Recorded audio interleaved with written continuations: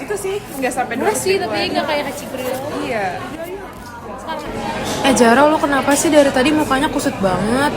Gue tuh pusing, Kak. Lu tahu kan gue tuh pelupa banget. Dan gue tuh selalu nggak bawa dompet gue. Padahal di dalam dompet tuh ada kartu-kartu penting. Ada KTP, ada KTM. Dan gue selalu nggak bawa dompet. Akhirnya gue nggak bawa KTP. Dan tau nggak sih dampaknya apa? Kemarin kan gue ke stasiun. Gue mau naik kereta jarak jauh kan. Gue mau liburan ke Bandung. Dan karena gue lupa bawa dompet, akhirnya gue nggak bawa KTP, gue nggak bisa check in, gue nggak bisa verifikasi masuk ke stasiun, dan akhirnya tiket gue angus dan gue nggak jadi liburan. Makanya sekarang gue ada di sini sama lo. Sabar Jara. Ya Jara, kamu aja dikit-dikit lupa. Udah diingetin aja lupa, apalagi nggak diingetin. Ya udah maaf, namanya juga manusia pelupa. Ih Jara sabar. Tapi lo tau gak sih sekarang kan KTP udah ada digitalnya tahu? Ada digitalnya, masa sih? Kok gue nggak tahu ya gimana caranya? Iya tahu. Coba deh sekarang lu buka HP lu dan lu coba download IKD atau Identitas Kependudukan Digital yang ada di Play Store atau App Store. Setelah itu nanti lu harus regis. Nah setelah regis itu akan disuruh scan barcode. Nah scan barcode-nya ini dan barcode-nya ini lu akan dapet di kecamatan, kelurahan atau Sudin Dukcapil dekat dari rumah lu atau ya sekitar lu aja lah. Nggak perlu di domisili lu sendiri gitu. Emangnya kalian gak takut? Kan KTP tuh rawan banget tau disalahgunain. Apalagi sekarang tuh marak banget kejahatan online. Bener tuh kata Kalista, kemarin aja kejadian oma gue baru ditipu sama oknum disuruh bayar IKD. Hah? Ketipu? Kok bisa sih? Sabar ya Bella. Ya Bel, sayang banget. Padahal bikin KD itu gratis tahu tanpa dipungut biaya sepeser pun. Udahlah guys, daripada bingung kita ke Sudin aja yuk.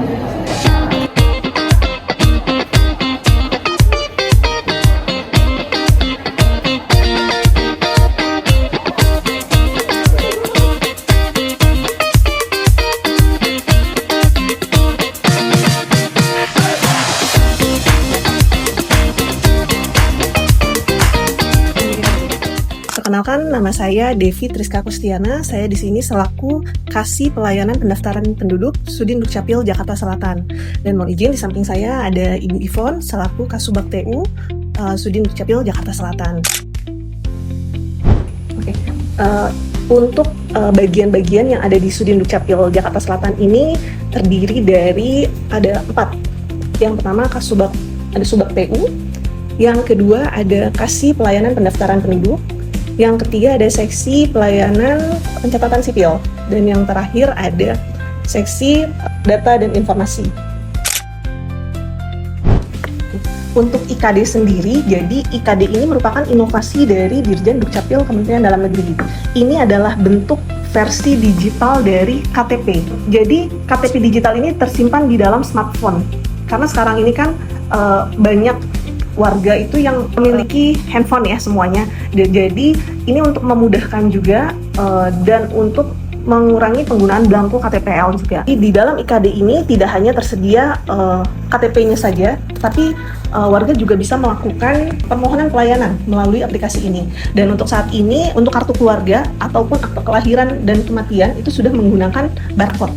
Dan barcode itu hanya dapat di-scan atau dicek kebenarannya melalui aplikasi IKD ini. Jadi perlu saya sampaikan juga, jadi kita ini belum secara menyeluruh meminta warga untuk langsung beralih. Enggak, sekarang masih dalam tahap transformasi, jadi pelan-pelan ya. Jadi kita tetap akan mencetakkan KTPL bagi warga yang melakukan permohonan, tapi kita juga mengarahkan yang bersangkutan untuk melakukan aktivasi IKD. Jadi hukumnya masih belum wajib, hanya masih sosialisasi dan kita masih mengarahkan. Dan kita memberitahu apa keuntungannya dalam pemanfaatan IKD ini. Jadi kami ini mempunyai target dari pemerintah pusat, dari Kemendagri.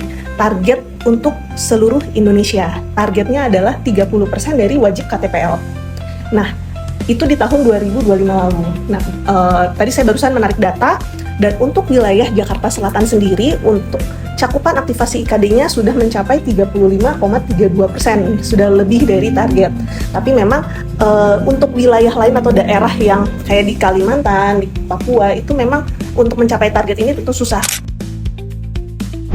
Jadi yang tadi saya sampaikan, di dalam IKD itu kan nggak hanya tersedia KTP-nya aja kan, jadi ada juga tersedia untuk kartu keluarga, Terus juga bisa melakukan permohonan pelayanan. Kakaknya hilang, bisa melakukan permohonan langsung di situ. Jadi secara proses itu sebenarnya lebih memudahkan karena nggak perlu lagi nih untuk datang ke loket layanan baik di kelurahan maupun di Sudin. Jadi gini, untuk aktivasi IKD ini dilakukan di tidak hanya di loket Dukcapil kelurahan, kecamatan, Sudin juga bisa. Tapi kebanyakan teman-teman kami yang di kelurahan nih yang bekerja untuk menjaring aktivasi IKD ini. Jadi dalam prosesnya warga itu kita minta untuk mendownload dulu. Dan download ini hanya ada di Play Store atau di iOS juga. Setelah mereka mendownload, mereka mengisi ada isian data. Registrasinya ada nick, nama, alamat email, nomor telepon, itu yang dibutuhkan.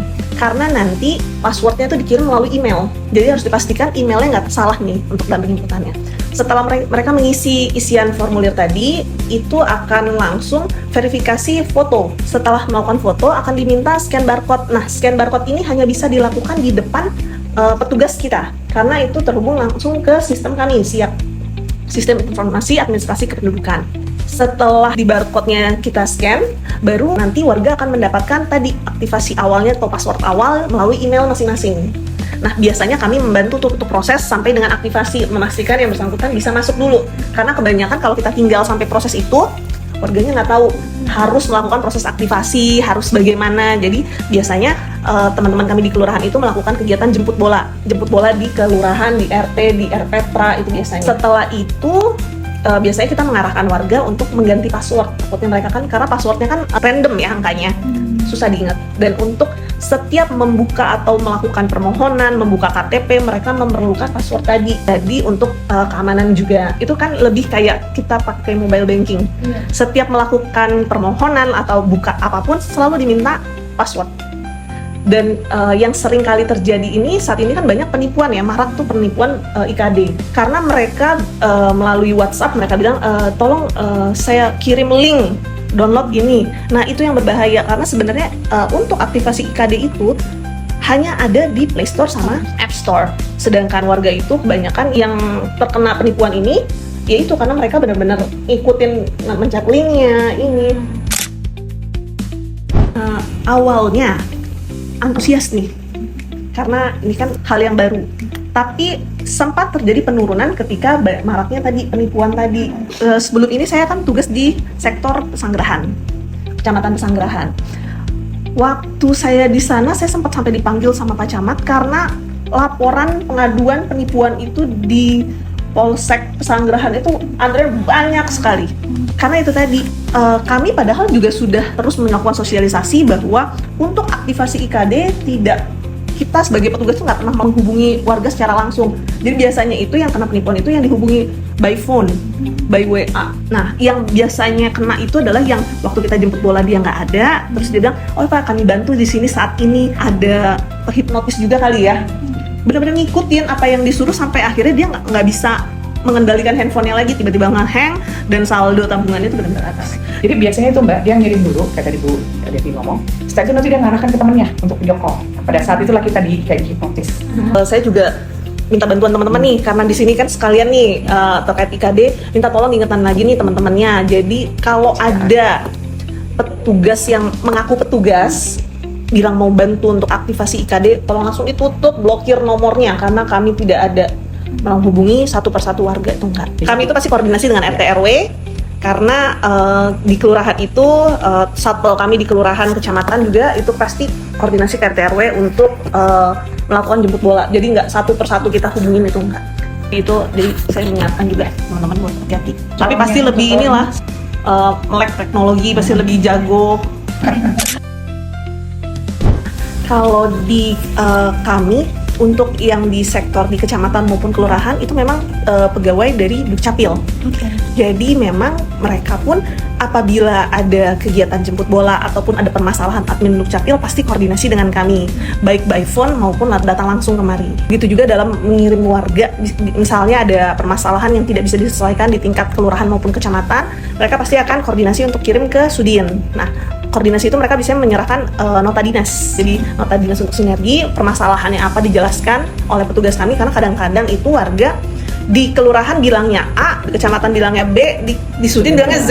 Jadi nggak konsisten nih. Jadi makanya kami daripada ada kesalahan komunikasi juga, jadi biasanya kita perjelas lagi dengan surat nota dinas dari kelurahan, permasalahannya seperti apa, berkas yang dimiliki oleh warga seperti apa, permohonannya apa. Begitu nanti sampai ke kami kan permasalahannya tetap sama. Jadi kita tetap koordinasi setiap hari pasti ada. Terkait dengan IKD, kami setiap ada update data dari Kemendagri pasti kita info di grup juga yang ada Kasatpol kelurahan maupun kecamatan terkait update target cakupan mereka seperti apa. Dan untuk capaian yang tertinggi kita selalu memberikan apresiasi ya Bun ya, biasanya di akhir tahun untuk kelurahan yang tertinggi. Mungkin teman-teman juga mau tahu, se-Indonesia ini memang DKI yang paling tinggi untuk IKD-nya. Karena memang wilayah lain masih, ya itu kayak tadi kata Bibi, daerah lain mungkin penduduknya juga sedikit dan orangnya juga minatnya juga kurang, sosialisasinya kurang. Kan kita di sini memang gencar banget deh. Dibantu sama camat sama lurah lah yang jelas. Yang seperti tadi saya sampaikan, target dari pemerintah pusat itu hanya 30%. Jadi kami tidak memaksakan untuk yang memang terkendala nggak punya handphone. Ada beberapa waktu saya di Pesanggerahan itu yang dia handphonenya bagus, manula, handphonenya bagus, anaknya bisa ngebeliin handphone yang bagus tapi dia nggak bisa makainya. Gaptek. Kelurahan Pesanggerahan itu ada. Jadi kami menghimbau kalau misalnya warga tersebut berkenan untuk kami ajari, kami pasti bantu. Kami ajari caranya bagaimana, fungsinya untuk apa. Karena banyak juga yang mereka mau gitu loh, karena mereka udah punya handphonenya ada, tapi merekanya yang saya nggak tahu gimana caranya. Ada yang nggak punya kuota, memorinya full, yang kayak gitu-gitu kita di bawah pasti kita bantu. Selama memang yang bersangkutan memang berkenan, tapi kita tidak maksakan. Sekali lagi kita nggak maksakan, karena memang ini belum merupakan menjadi kewajiban. Belum, jadi masih 30%, jadi kita masih memilih untuk warga yang Gen Z ya, mungkin yang lebih ini, tapi kalau misalnya orang tua manula itu yang berkenan, kita pasti bantu dan kita ajarkan. Hambatan, ini yang paling sering ya. Jadi untuk tadi kan saya sampaikan, untuk melakukan aktivasi itu memerlukan barcode yang dari sistem siap kami. Nah, yang sering terjadi itu warga udah ngumpul, kita kan jemput bola tuh selalu koordinasi dengan RT RW. Dia warga udah ngumpul nih, udah oke, udah banyak. Tiba-tiba jaringannya ngedown, nggak bisa aktivasi. Jadi pasti itu kita udah dihubungin. Itu sering berkali-kali. Sering banget itu. Dan biasanya kami koordinasi dengan tim Uptik. Nanti tim Uptik dinas yang akan koordinasi dengan Kemendagri. Dan ternyata memang jaringan yang ngedown itu nggak cuma berlaku di DKI Jakarta, seluruh Indonesia. Jadi memang kendala-kendala yang paling sering itu adalah jaringan. Kalau yang kendala yang lain yaitu bagaimana cara Kasatpol kelurahan maupun Kasektor kecamatan ini koordinasi dengan RT RW untuk dapat ngajak masyarakat untuk mau melakukan aktivasi IKD. Sering sih kita melakukan sosialisasi, terus kadang-kadang Kasatpol kami tuh sampai ikut rapat RT, rapat atau arisan. Saya bahkan pernah sosialisasi di masjid. Beneran lo pakai toa, saya disuruh ngomong. Jadi caranya tuh unik-unik, tergantung wilayah. Menarik nih pertanyaannya. Dari kalau yang saya lihat ini, dengan adanya penggunaan IKD ini, pelayanan itu kan nggak perlu langsung datang ke loket pelayanan. Mereka sekarang bisa melakukan pelayanan melalui online. Dan output yang diharapkan pun itu dikirimnya melalui IKD. Karena kan sekarang untuk kartu keluarga maupun akte pencatatan sipil itu sekarang bisa dicetak secara mandiri. Jadi hanya dicetaknya di kertas HVS A4 80 gram. Jadi kita punya PDF-nya, kita bisa nyetak mandiri nih. Jadi tentu itu akan mengurangi kedatangan pemohon di loket pelayanan. Nggak motong waktu, motong biaya. Betul. Menurut saya sudah cukup sederhana dengan adanya IKD ini, karena prosesnya pun melalui sistem kami nggak perlu lagi input dalam permohonan segala macam, jadi itu langsung otomatis. Jadi ketika ada permohonan melalui IKD di aplikasi kami ya, di SIAK itu, kita cuma lihat persyaratan yang dia upload, apabila udah sesuai semuanya, kita proses, tinggal sekali klik, jadi lebih simple. Di loket pelayanan kan mereka harus mengisi formulir pelayanan, harus kita cek lagi untuk berjenjang ngeceknya, verifikasi datanya, jadi sebenarnya lebih simple sih dengan menggunakan IKD ini. Ini jujur ya Mbak, ini kita kan ke depannya, apalagi DKI adalah nanti kota megapolitan ya. Kita semuanya digital ya, gitu. Arahnya nanti ke situ gitu. Mempersiapkan kalian yang generasi muda ini menyambut masa yang akan datang yang ini, kalian justru yang harus lebih ini lagi dengan sikap IKD ini. Ini lebih enak kok, saya rasa ini lebih sangat menjawab lah ini warga, pemohon ya, lebih cepat, lebih tuntas.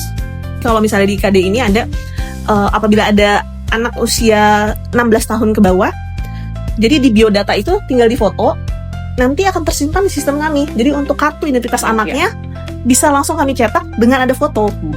Untuk usia di atas 5 tahun, di bawah 17 tahun. Melalui IKD ini itu lebih cepat dan sangat membantu. Jadi itu benar-benar prosesnya pun lebih cepat. Kalau saya pribadi, IKD ini untuk yang tadi, untuk faktor yang penipuan ini belum ada respon dari pemerintah pusat ini bagaimana nih mengatasinya. Karena begitu laporan ke polisi, mandek juga nih, jadi makanya nggak ada tindak lanjut. Jadi makanya kalau saya sih berharap pemerintah pusat bisa lebih menanggapi terkait hoax atau penipuan yang mengatasnamakan IKD. Karena yang tadi Mbak Yu juga bilang kan kami di sini kan sebagai pelaksana ya. Jadi kami hanya melaksanakan apa yang menjadi tugas kami. Kami diminta membantu untuk aktivasi IKD, kita lakukan. Cuman ya itu, saya berharap sih pemerintah pusat memberikan perhatian ya kepada korban-korban yang terkena penipuan IKD ini. Yang pertama, diperjelas dulu, Mbak. Dasar hukumnya sampai sekarang belum ada. Oke, itu cuma Permendagri untuk himbauan. Ya. Nah, kedua, karena memang masih banyak mereka harus menggali, yaitu termasuk mungkin tindak lanjut kalau ada pengaduan yang masih, karena ini cuma ada link untuk pengaduan, link ya Bu, nggak salah. Nah, sedangkan mohon maaf kalau itu pun ada yang melapor ke polisi, selanjutnya apa juga kita nggak tahu kasihan. Yaitu jika ingin memang ini untuk meningkatkan dan nanti masa depannya untuk semuanya digital, kan memang akan dikelompokin nggak semuanya digital ya. Itu biar melihat juga mana yang Kemampuan yang gaptek atau yang manula atau yang disabilitas, biar kelihatan berapa persen akhirnya yang akhirnya masuk ke KTP digital ini. Kedua, jaringannya tolong dijaga. Kasihan juga kami petugas yang lainnya kan sudah ngumpul untuk jemput bola, kami yang diomel-omelin sama warga. Kan beliau di up. Yang berikutnya, maunya jangan kami doang yang sosialisasi, tapi ada sosialisasi dari media juga. Mohon maaf, kan mereka juga ada podcastnya, mungkin ada YouTube juga kan bisa gitu. Jadi ya biar sama-sama enak gitu. Sosialisasi bisa lebih masif juga kan. Biar makin sempurna gitu kalau dia. Implementasi Identitas Kependudukan Digital atau IKD menjadi langkah pemerintah dalam menghadirkan layanan administrasi yang lebih cepat, mudah, dan efisien. Meskipun demikian, masih terdapat tantangan seperti keterbatasan akses internet dan perlunya edukasi kepada masyarakat. Kedepannya, peningkatan sosialisasi dan infrastruktur diharapkan dapat mendorong pemanfaatan IKD secara lebih luas sehingga layanan publik semakin optimal.